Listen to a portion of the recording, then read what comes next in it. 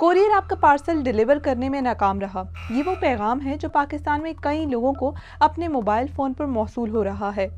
इस पैगाम में सार्फिन से कहा जा रहा है कि उनके ऑनलाइन ऑर्डर दुरुस्त मालूमात ना होने की वजह से उन तक नहीं पहुंचाया जा सका, लिहाजा वो दोबारा डिलीवरी के लिए दिए गए लिंक पर क्लिक करके दुरुस्त पता दर्ज करें।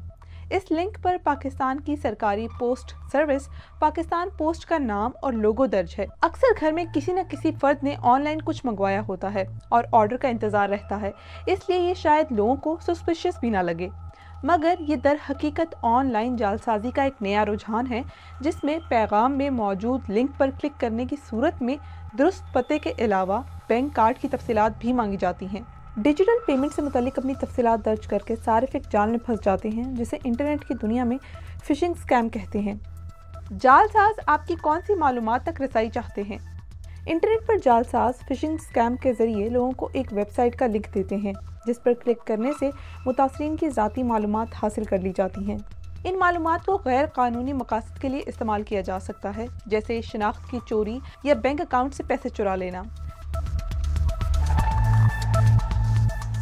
साइबर सिक्योरिटी के माहिरीन का कहना है कि सबसे पहले सार्फिन को इस बात को यकीनी बनाना चाहिए कि पैगाम असल कंपनी की जानिब से आया है या नहीं। साइबर सिक्योरिटी के माहिरीन ऐसी किसी अनजान लिंक पर क्लिक करने से मना करते हैं। ये जहन में रखें कि कंपनियां अपने ऑफिशियल नंबर के जरिए ही आपसे रब्ता करती हैं, ना कि किसी जाती नंबर से। सार्फिन को खबरदार करते हुए उन्होंने कहा कि अक्सर इस तरह के लिंक जायज़ वेबसाइट एड्रेस के बरक्स बहुत छोटे होते हैं या उन्हें अजीब व गरीब तरह से लिखा जाता है। अगर तसल्ली ना हो तो ऐसे लिंक पर क्लिक करने से गुरेज करें।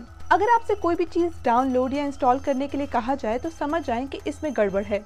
अगर आप फिशिंग स्कीम का शिकार हो जाएं तो पाकिस्तान टेलीकम्युनिकेशन अथॉरिटी के मुताबिक अपने बैंक और पुलिस को फौरन मुतला करें।